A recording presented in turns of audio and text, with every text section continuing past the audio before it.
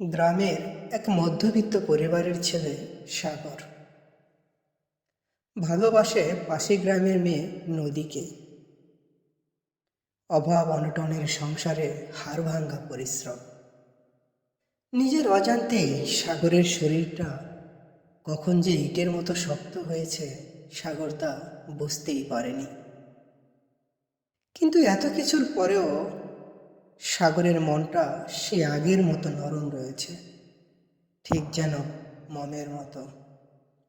সাগরের পড়াশোনা শেষ, মাথায় আকাশ সমান চিন্তা।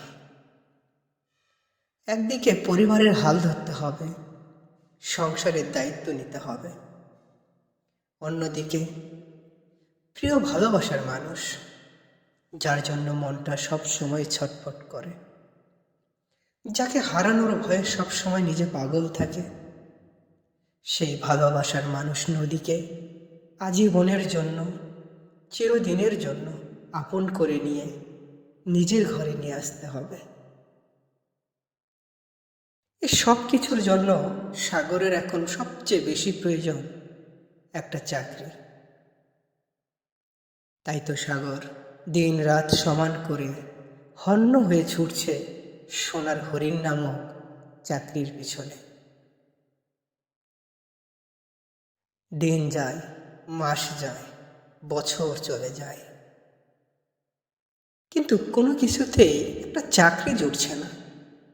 অবশেষে উপরাল্লাহ সদয় হলো, সাগর পেল তার চাকরি সেনাবাহিনীতে সাধারণ সৈনিক হিসাবে।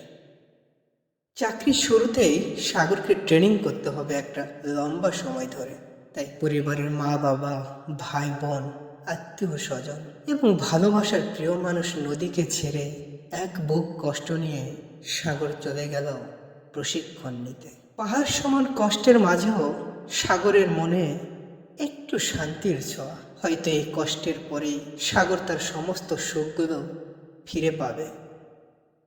সাগর দেখছে আকাশ থেকে তার স্বপ্নগুলো একটু একটু করে নেমে আসছে। ট্রেনিং শুরু হলো, সেনাবাহিনীর সেই কঠোর পরিশ্রম।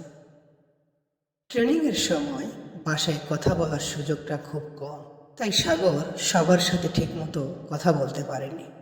সাগর এই প্রশিক্ষণের শেষটার অপেক্ষা করছে।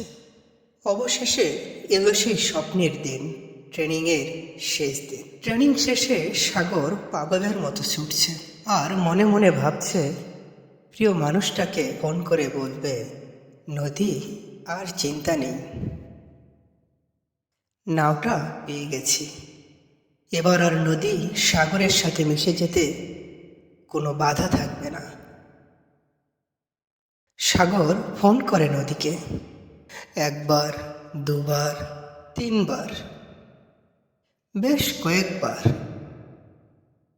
কিন্তু নদীর ফোনটা সে বন্ধ পায়। বেচারা সাগরের মাথার উপর যেন আকাশটা ভেঙে পড়ছে। অনেকক্ষণ পর সাগর ফোন করে তার এক প্রিয় বন্ধুকে।